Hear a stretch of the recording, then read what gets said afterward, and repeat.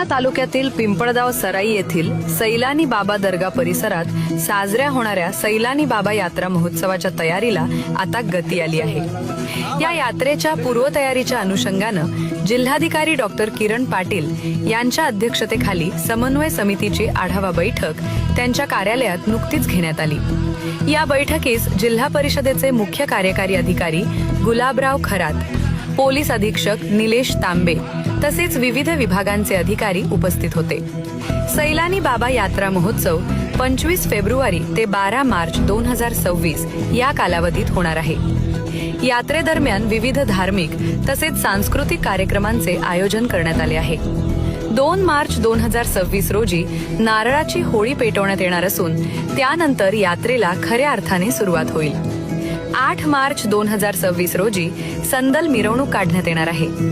ही मिरवणूक पिंपळगाव सराई येथून मुजावर परिवाराच्या संदल घरातून रात्री 8 वाजता निघून गावातील प्रमुख मार्गांवरून परिक्रमा करत सुमारे 4 किलोमीटर अंतर पार करून रात्री 12 वाजता सैलानी बाबा दर्गा येथे पोहोचेल। 12 मार्च 2026 रोजी फातेखानी कार्यक्रमानंतर सैलानी बाबा ट्रस्टकडून प्रसाद वाटप करून यात्रेची सांगता होईल।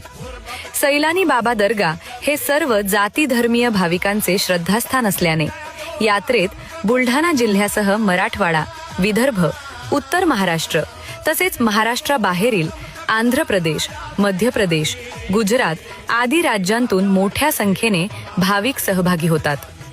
यंदा अंदाजे 5 ते 7 लाख भाविक उपस्थित राहण्याची शक्यता प्रशासनाने व्यक्त केली आहे।